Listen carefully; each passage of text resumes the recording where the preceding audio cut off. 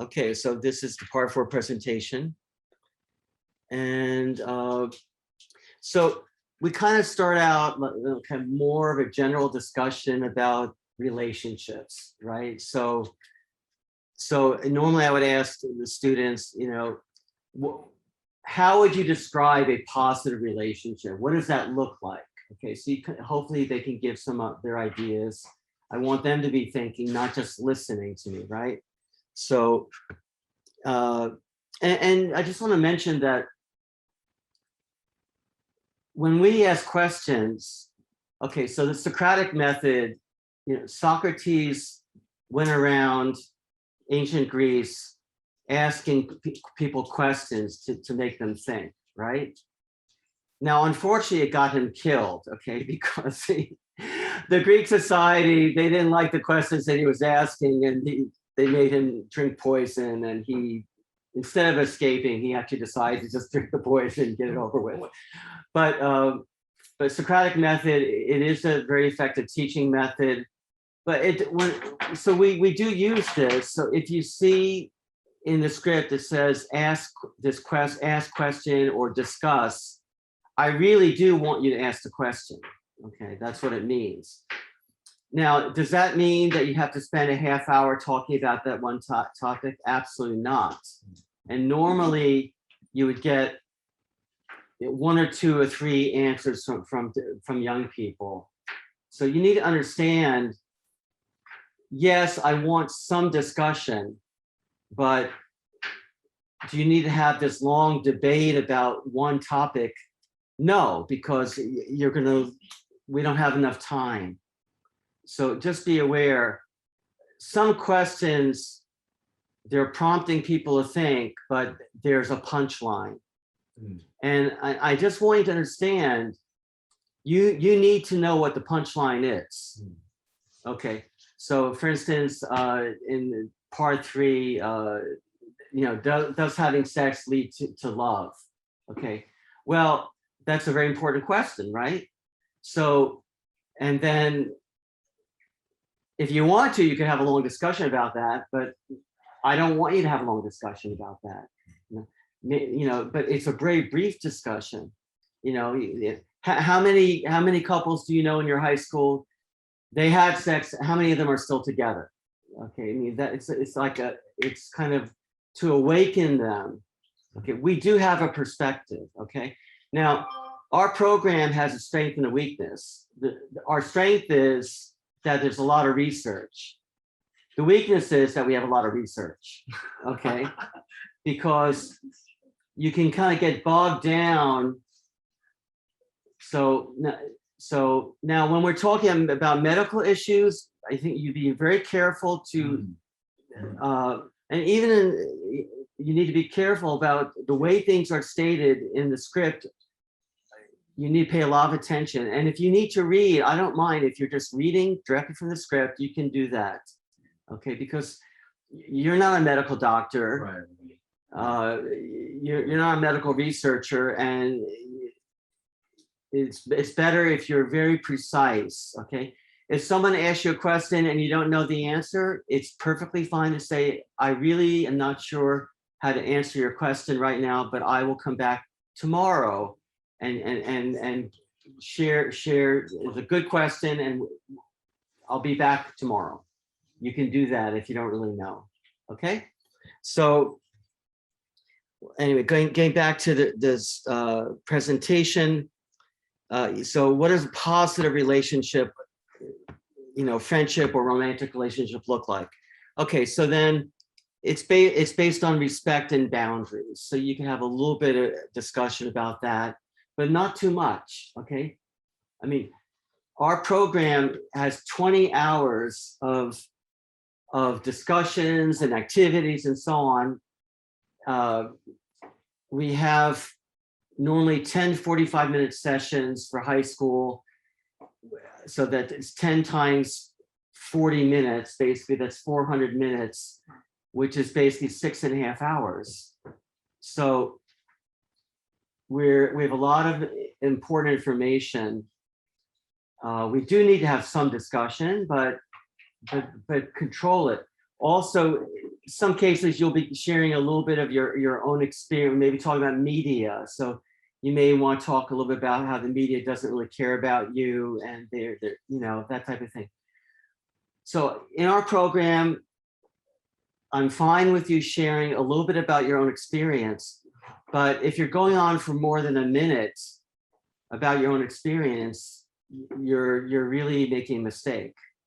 So you can share a little bit about if you've had children or something, you can talk about that, or when we talk about becoming a parent, that is appropriate, because you are sharing, the message really is embodied in you. You are the person who lives this lifestyle of waiting, saving sex for marriage. You are embodying this message. You are the credibility behind the message. So the program is there to support you. So you really, it's not just that, you're a PhD in this content. It's you're a person who believes this and lives this, and you're sharing that with it. And you're saying, this is possible for you too. So it is appropriate for you to share, but not for 5 or 10 minutes. Yes, you need to keep it kind of relevant, okay? So, you may have something to say about each point. So you can disagree without holding a grudge. The person that you're seeing, you have the same view of right and wrong, okay? If this person is selling drugs or stealing, and you're seeing this person, is that the kind of person that you are? Then if not, why are you seeing someone who's doing something is wrong? Someone who's a good listener. If someone never wants to listen to what you have to say, are they a good match for you? Oh boy. No. Okay. You can know each other's faults, okay? And as long as they're not doing something evil or illegal, no one's perfect. You can count on each other. If someone says that they're going to meet you someplace, they're actually there, or they call you and tell you, I can't make it. You don't have this eternal questions about whether they're going to keep their word, right? And you can be yourself. You don't have to pretend to be someone that you're not, okay? So this kind of discussion that I think the kids can relate to, it's very real. Okay, then next one is, okay, some people say that relationships are like a bank account. So what happens if you write too many checks? You write a checks for like $1,000, but you only have $200 in the bank account. Okay, you're gonna go a lot of penalties, a lot of angry people, and so on. So relationships are the same way. You can't always be using other people. It's okay for sometimes people to help you, but you have to help them too. You have to. It's a give and take, right? So what are ways where people damage a relationship by basically kind of being selfish, I would say, right? So we kind of have this discussion. They always seek first to be understood. They always want you to know what they think, but they never want to hear what you think. There's like a narcissism maybe going on there. They break their promises. They manipulate you. In the beginning, they're really suave and charming and say nice things about how nice you look and all that. But later on, you kind of see a pattern, right, of manipulation. They're unkind. They insult you. They insult other people. They're disrespectful. They talk behind other people's backs, right? Okay, assume expectations. Okay, what does that mean? So, they think, well, if you really love me, you would know what I want. Well, maybe not. Maybe I'm not a mind reader, okay? Or maybe I'm not a girl and I don't know what you want because you're a female and I'm a guy. I probably don't know what you want. Okay. Okay. It doesn't mean I don't like you or care about you, but why don't you help me? And because some people, they because you didn't know what I wanted, then you're a loser. You're a loser. Right. Okay. No, I'm just a guy and I don't know. Okay. So, okay. Disloyal or dishonest, right? Pride, arrogance, they hold a grudge, right? That's a big warning sign. Give a you message. What is a you message? You message is, you always do this. You always do that. You make me sick. You make me sick. You know, my nerve. You make me angry, right? And I wouldn't ask, right. Right. So actually, nobody actually makes anyone feel or do anything. Actually, people do things, and then you have a certain interpretation of what they did, and your thought about what they did may lead you to be angry. So with a little bit more information, you might still be angry, or you might realize someone was in a car accident. That's why, there may be a reason, right? So I remember this story about this person on a subway train, and this man, his kids were like running all over the subway train, making a lot of noise, bothering all of the passengers. And then someone said to the man, "Can't you control your kids?" And then the man kind of woke up and he said, "Oh, I'm sorry, we just came, from their mother's funeral." Oh, wow. There's always a context, right?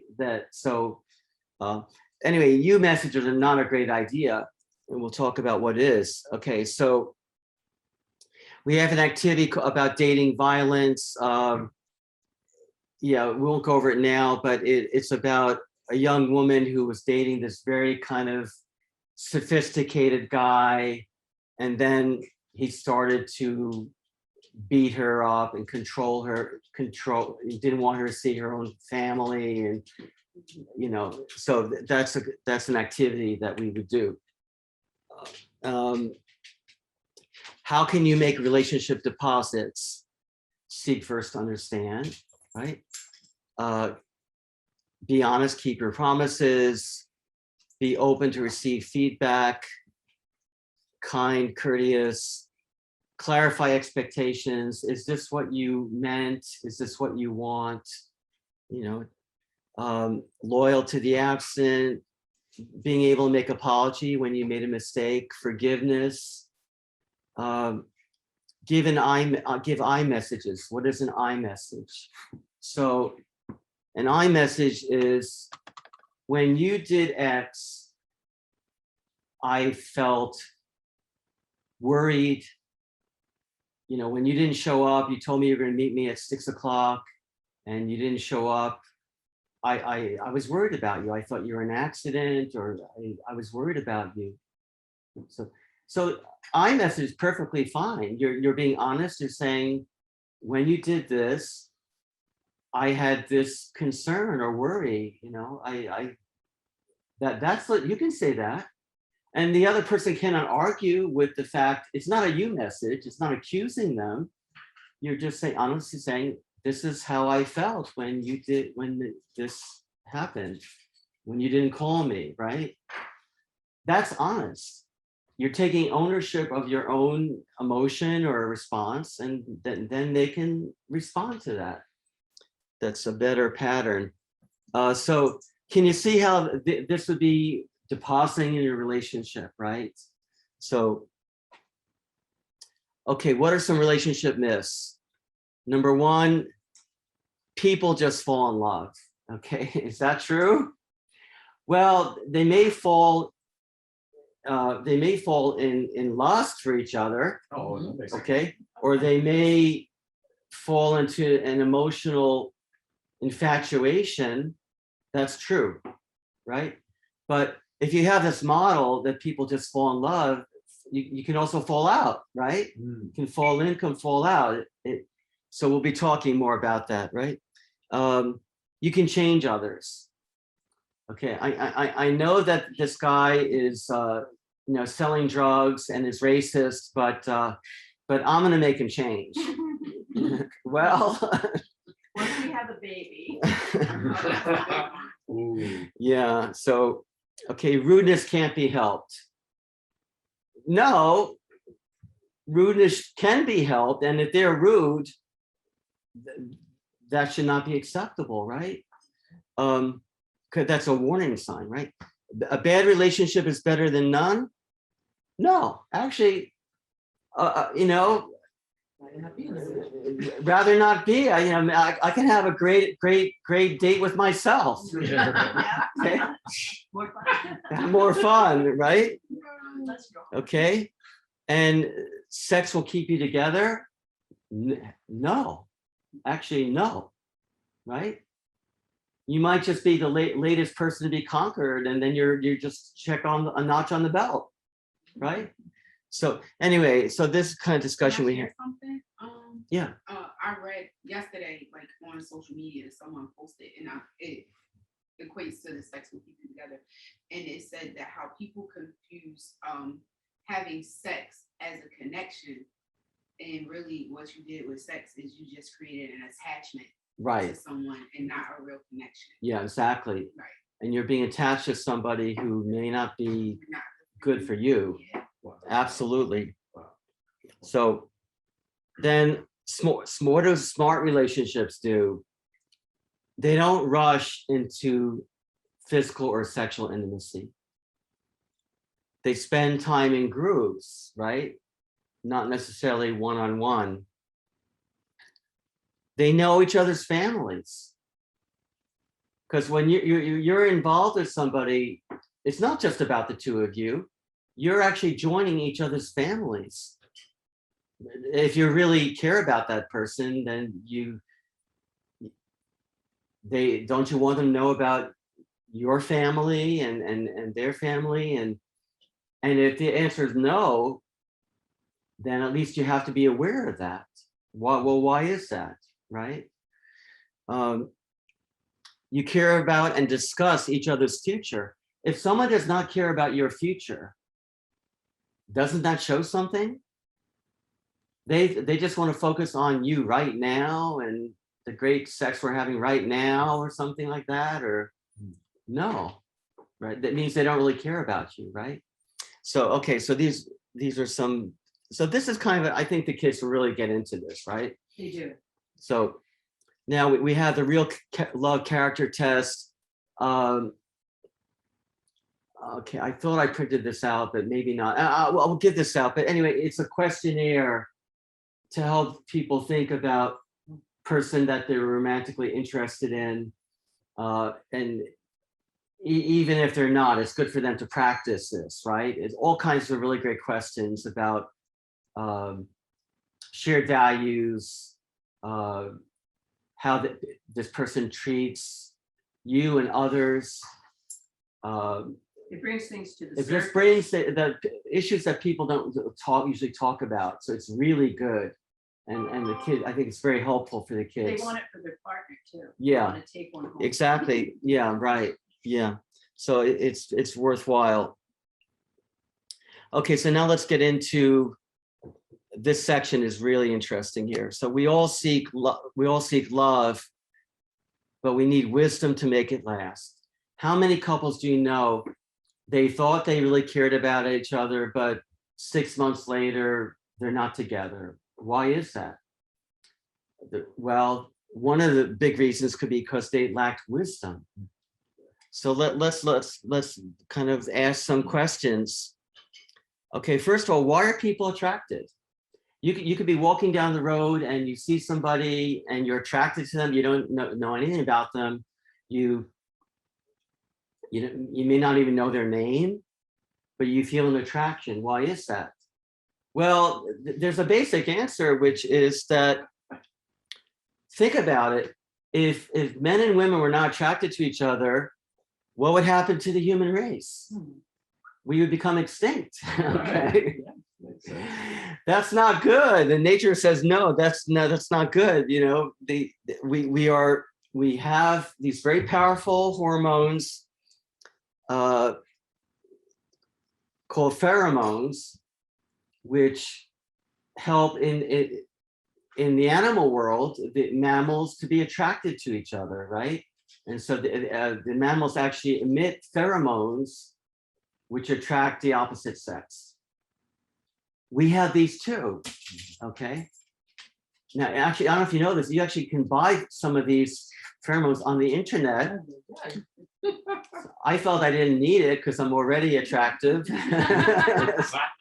I hope. So, but there's chemistry going on, okay? Now, the problem is this: does nature know whether the person you're attracted to is a really great person, good person, or a self-centered jerk? Does nature know that? And the answer is no, nature doesn't know that. So who has to do the research? You and I do, right? So, and that's why even though nature is kind of promoting us when we become adolescents and young adults, we're very attracted, right? But nature's pushing you, but sometimes you have to slow nature down and say, wait a second, let me do research, okay? And then the next one is cloud 9. What is cloud 9? Okay, so cloud 9 is that euphoric feeling when you felt you've met Mr. or Miss Right. This is the perfect person for you, and you're thinking about them all the time. If you're in school, you don't even know what the professor's saying because you're just daydreaming about your beloved, right? And so it's a wonderful, wonderful experience. But what if I told you when you're in this kind of stage, you're actually on drugs? Because your own brain is creating, it's like a love cocktail. So phenylethylamine, epinephrine, dopamine, these are powerful chemicals in your brain, giving you, the amphetamine is like speed. It gives you a lot of energy and you feel like you're staying up all night. You want to talk to them all night. And the epinephrine is giving you sexual attraction and desire, and dopamine gives us like euphoric feeling. So this is a wonderful experience. I mean, it's a wonderful feeling. I mean, there's no question about it. But the problem is when you're on drugs, what happens? What happens when you're on drugs and you're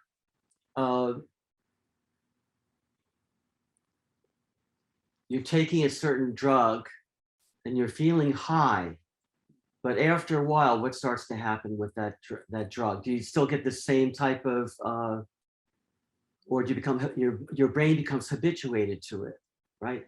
So that's why, huh? The body becomes immune to it. Yeah, or less sensitive because the brain is recalibrated. So right? you want to repeat the same thing, find a new partner, So- a new love. Yeah, so the problem is after a few weeks or a few months, it may not be quite as exciting to you to meet this person. You get used to each other, right? So people may think, well, wow, I felt all these powerful feelings, but now it's not as exciting as it was in the beginning. And some people think, well, okay, we're not in love anymore. I'm just going to get rid of you and go on to the next one, right? Yes. Some people become romance junkies. Right? They're always looking for a romantic high. They have this whirlwind romance for a few months. And then after a while, they're getting used to each other and then they kind of just break up, right? So that's the kind of, so then some of you may be enrolled at Dopamine High, okay? So let's talk about dopamine. Okay, so dopamine, it's a brain chemical. It gives you a reward for new behaviors. So, which can be a good thing. because we need to challenge our limits, right? So maybe you tried out for a new sport. In the beginning, you were not good, like maybe martial arts or something. In the beginning, you're getting cremated by the other people that you're sparring with. But after a few months, you're getting pretty good, right? And that you have dopamine gives you a feeling of accomplishment, right? Or you want to learn a new language, or you start some type of new musical instrument or something, right? So it kind of giving you a reward, a psychic reward for doing something new and mastering something. The trouble is with dopamine is it can give you a reward for doing something really stupid too, right? Good point. Maybe you get your driver's license and you're driving your mom or dad's car, and you want to see how fast can this car really go, and you're going 100 miles an hour, and you're excited, but you could also become dead, or so it can reward destructive behaviors, or so, and then you want to keep on repeating that behavior because you're getting this sense of excitement, right? Now the trouble is some guys, they get a dopamine hit when they conquer a girl. Okay, they see a pretty girl who's really beautiful and attractive and popular, and they ask her out, maybe, or which can be a little challenging to do, but maybe she says yes. And then you have your friends saying, okay, you've been seeing her for a few weeks, did you do it yet? Right? And your friends are giving you peer pressure to have sex. And if you're not having sex, they're saying, what's wrong with you? Are you gay? Right? They're kind of, and then maybe you go ahead and have sex, which it can be enjoyable, and you can feel, wow, I conquered her, right? And then some young guys who start especially having sex at a young age, in their teen years, they get into dopamine. I call it dopamine sex, basically. And they view as girls as basically objects to be conquered, basically. And they actually have a competition with their friends. How many girls can they have sex with? Okay. Now, of course, what are they doing? Instead of really learning how to love a real female human being, they're learning to treat women as just objects in a game. Now, what do you think that's going to do for their future relationships and marriage? They'll keep repeating the same behavior. They're not going to be faithful to their wife. In many cases, they train themselves in their brain to view women as objects to be conquered. Then when they're older, that's who they are. Okay, so they may be very suave, sophisticated, very attractive, or whatever. They know what girls like to hear, and they may be able to get into. I even saw courses on the internet teaching guys what to say to girls to get them in bed. Wow. It's unbelievable what you can see. Right. So, and I'm thinking, these guys are training themselves to become losers. They will not be able to have a good marriage. Good point. They're going to be unfaithful to their wives, or maybe wives. Wow. Okay, and they're going to be losers and unhappy. Okay, so for the young people, I said, you have a choice to make. You can be the most popular guy in high school and have, all the girls and get a lot of girls in bed and brag to your friends, but you're training yourself to be a loser. Okay. You may be winning in the short term, but in the long term, you're setting yourself to be a failure. So it's your choice. Okay. If I could just interject, it seems like the females are developing this pattern. as Yeah, well. okay, some girls are actually getting into this too. Yeah, actually, that's a good point. Yeah, so it's not only guys, and yeah, that's true.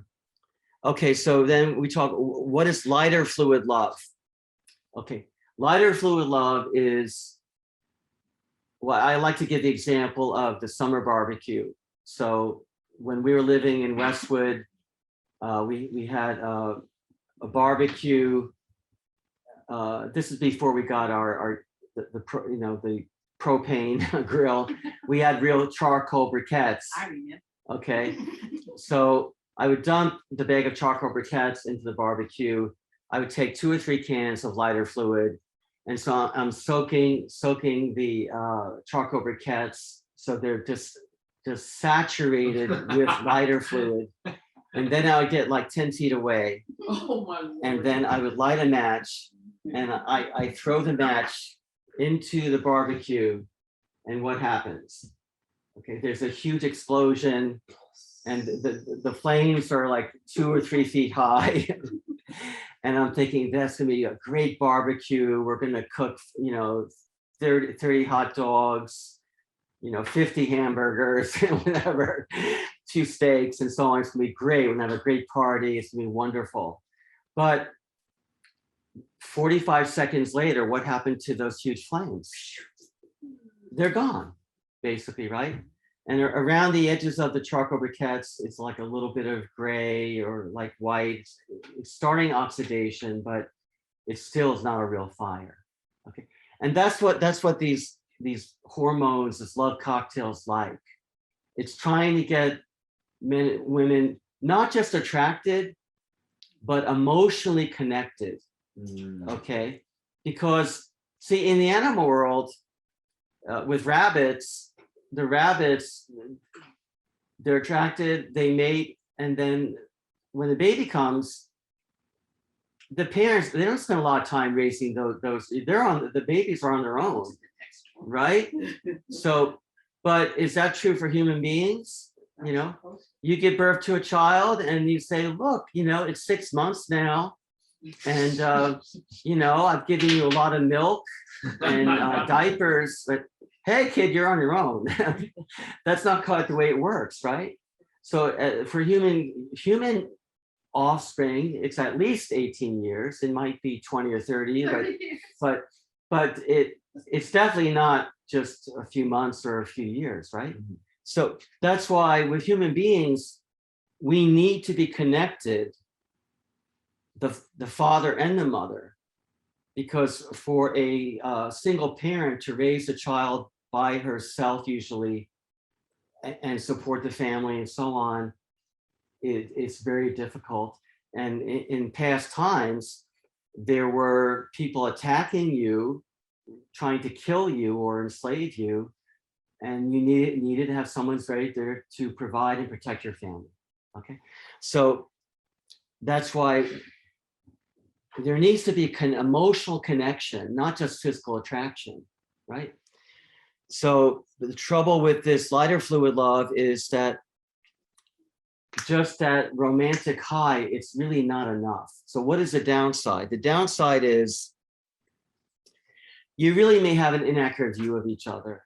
You may be very attracted to not just physically, but even to the personality and so on, but you don't really know each other so deeply.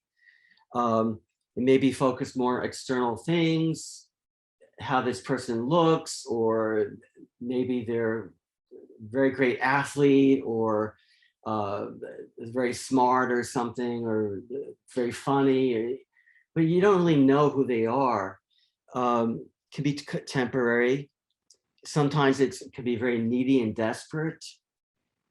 Your other interests may suffer. I heard about this one girl.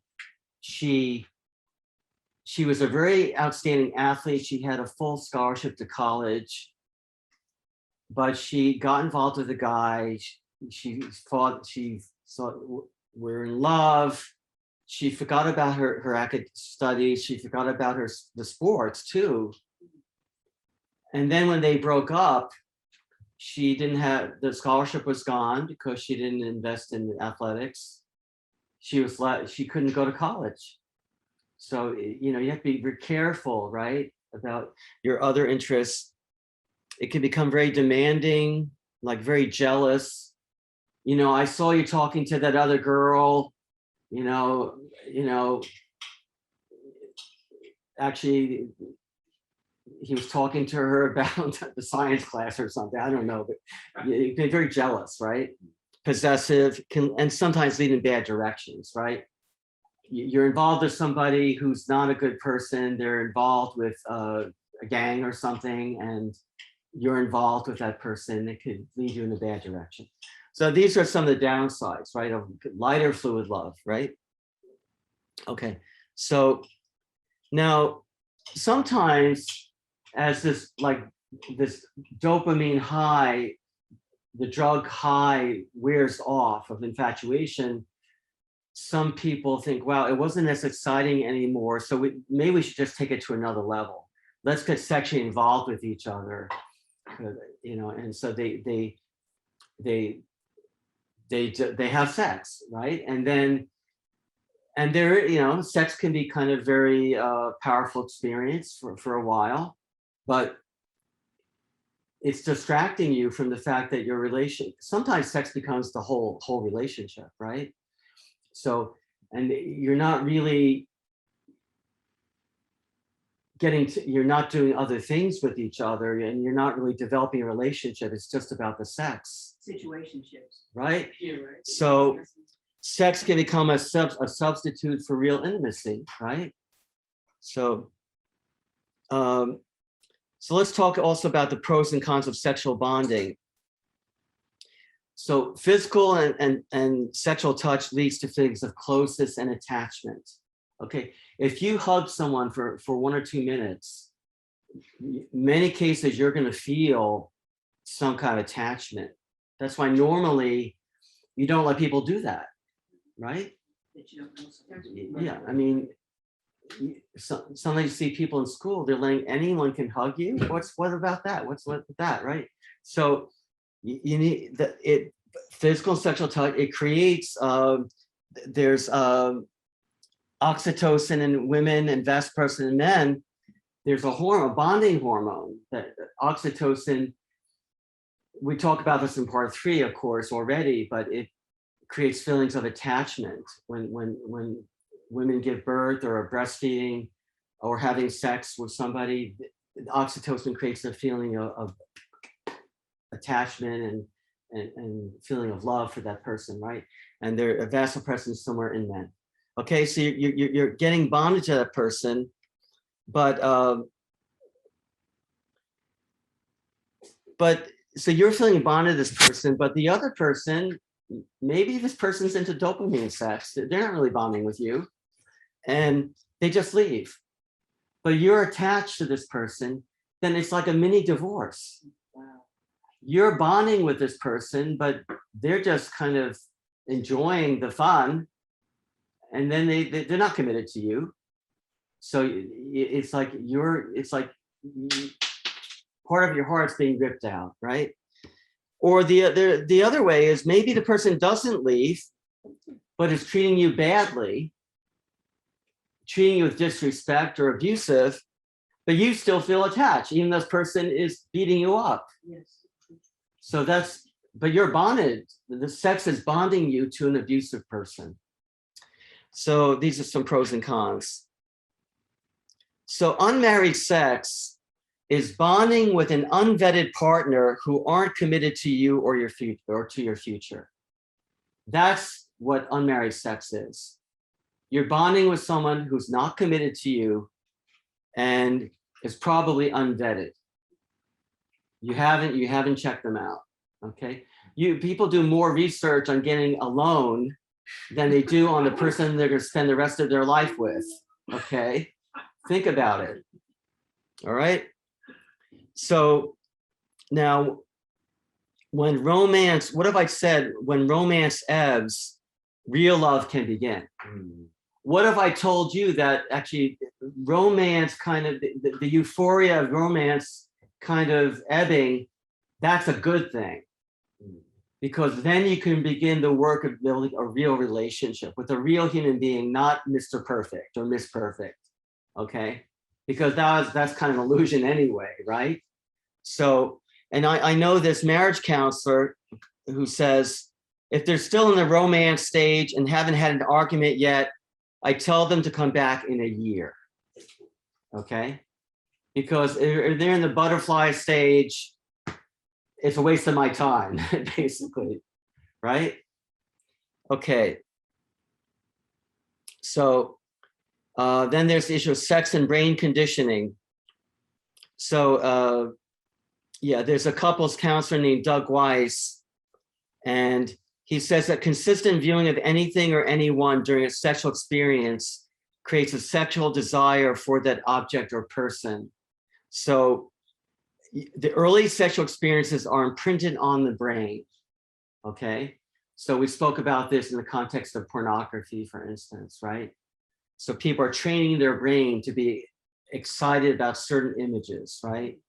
Which may be two-dimensional. So now the problem is that you're, yeah, so you're imprinting on somebody, but that person is not mature, is not a good person maybe, but you're imprinting on that person. And again, you're actually harming yourself, right? So, and then, you know, in some cases, you're training yourself, those of you who are maybe sexually active right now, you're training yourself to have quick sex, and usually it breaks up, and then you try to find love again with somebody else, and good chance that'll break up too. So you're actually training yourself that love doesn't last. You're training yourself that when the relationship reaches a difficult stage, you just break up. Is that good training for a successful long-term marriage? No, no. Okay. So lasting love must be created, okay? So it's based on a more realistic view of each other, more internal qualities. You know, after you get beyond the fact that they are gorgeous or handsome, famous or not, or rich or not, or whatever, what you're really left with is who they are as a person on the inside, and whether you actually like them and enjoy being with them, and whether they're a good person or not. That's what it is. Whether they have like $5 million in the bank account means you got a lot of stuff. So what? You could still be miserable, right? Yes, absolutely. Absolutely. So it's more lasting, constant. It's more like giving. So does this person willing to give and sacrifice in the relationship? If you really love somebody, don't you want their other interests to prosper? Or do you want them to be your love slave and just do what you want? That's like a psychopath wants a slave, right? Yeah. No, if I really love somebody, I want them to do well. If they want to go to college, I want to help them to do that, or whatever it is, right? More patient and leads in good directions. Okay, so, and I'm gonna just, before we take a break, let me see if I can play the video of the, let's see if this plays. When I saw her, I just knew. I knew that she was my wife.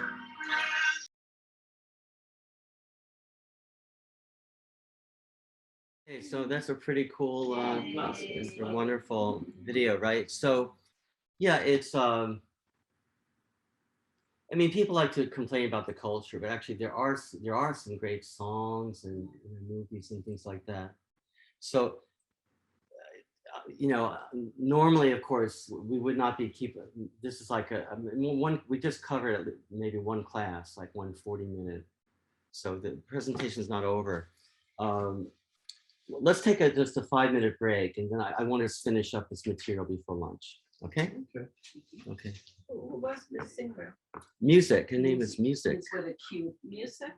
Yeah. Yeah. MUSIQ. That's his I have star. a couple questions when you have a minute.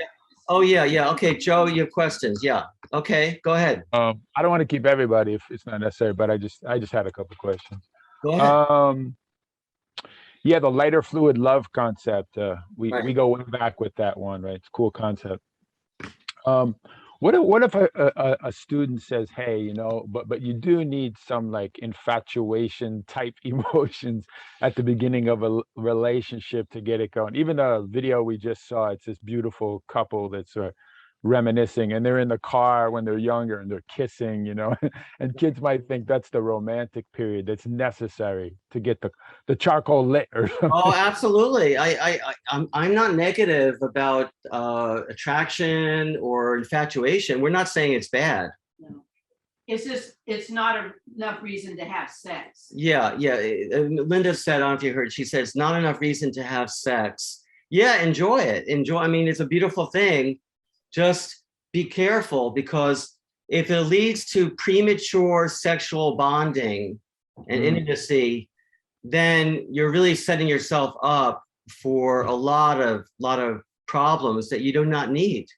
And I think what Right. we're trying to Right. show is that this is a chemical reaction in your brain. Right. Do we make healthy choices when our brain is high on drugs? So if we understand, because even as adults, they go through this, Yeah. then they can regulate their emotions, take more time, and take precautions and develop something that might be really real.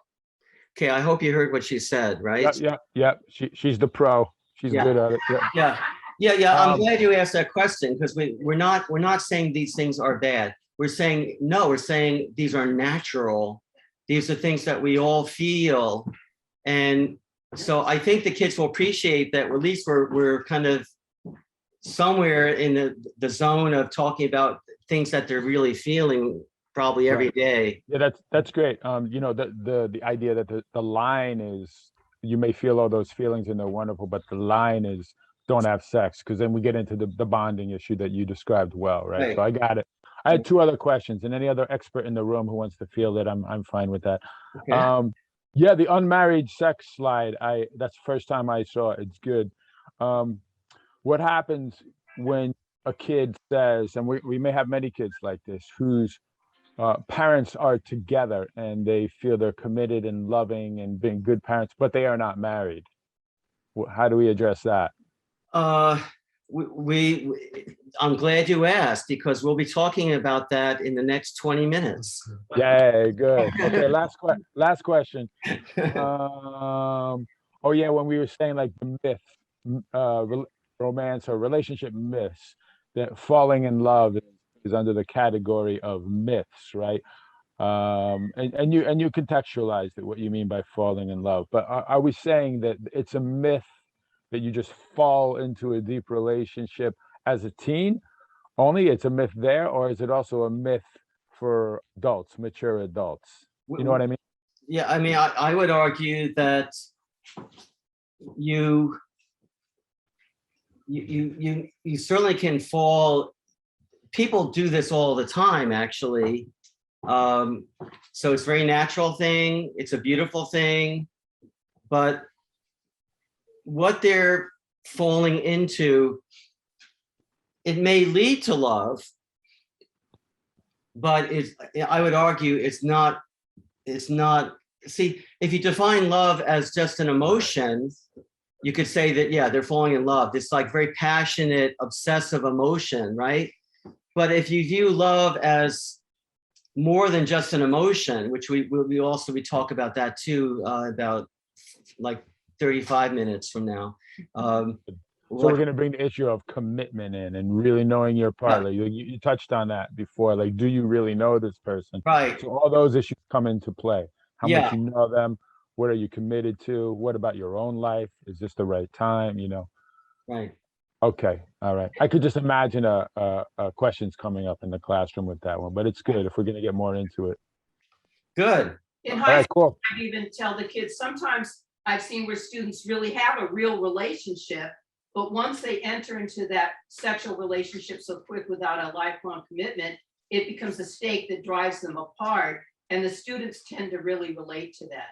Yeah, we have a lot of stories in the RQ activity book of stories of people who actually had a very attracted, like very much feeling like they're in love with each other, and they have sex, and then the relationship changes Because the drugs. almost immediately.